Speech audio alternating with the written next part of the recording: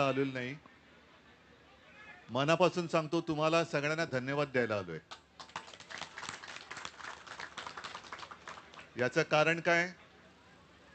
धन्यवाद कशाला? आमदार निवडून आणला म्हणून. अजूनही गेल्या विधानसभेच्या निकालावरती चर्चा चर्वण सुरू आहे. निकाल कसा लागला, का लागला? पण या वर्सोवाने दाखवून दिलं की कोणी किती आदळआपट केली तरी शिवसेनेचा भगवा इकडे कोणी हरवू शकत नाही, शिवसेनेच्या भगव्याला. आणि मनापासून तुम्हाला मी खास धन्यवाद देतोय. इच्छुक असतात. आपले शैलेश कुठे आहेत? शैलेश आहेत, सगळेच आहेत. हा, त्यांचं टोपण नाव का?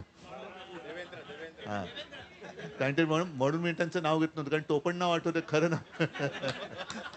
देवेंद्र म्हणजे आपले देवेंद्र आहेत आणि सगळेच आहेत. पण एकदा निर्णय घेतल्यानंतर सगळ्यांनी झटून मेहनत केली आणि हा वॉर्ड आपण खेचून आणला. त्याच्याबद्दल खास तुम्हाला आभार. आता प्रत्येक ठिकाणी सुरुवातीलाच म्हटलं की भाषण करण्याची गरज नाही, कारण उद्या एक कार्यक्रम तुम्हाला मी दिलेलाच आहे आणि अतिशय महत्त्वाचा कार्यक्रम आहे.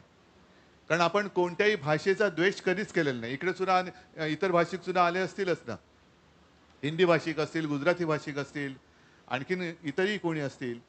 आपला भाषेचा विरोध नाही, पण आपल्यावरती जी सक्ती केली जाते त्या सक्तीला आपण विरोध करतो आहोत.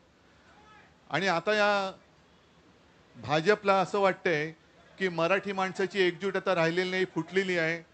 आता आपल्याला इकडे कोणी अडवू शकत नाही. तर त्यांना मला सांगायचं की तुम्ही जे काय मांडीवर घेऊन बसलायत ती शिवसेना नाहीये, शिवसेना खरी इकडे आहे.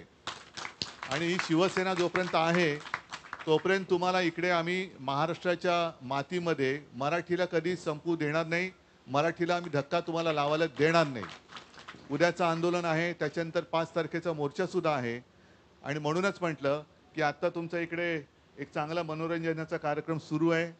त्याच्यामध्ये म्हणजे पूर्वी एक ब्लॅक अँड व्हाईट जेव्हा टी व्ही होता तेव्हा चांगला कार्यक्रम सुरू असायचा आणि मध्येच काय यायचं? व्यत्यय. तसा व्यत्यय माझा वाटू नये म्हणून मी जास्त बोलत नाही. सगळ्यांना शुभेच्छा देतो.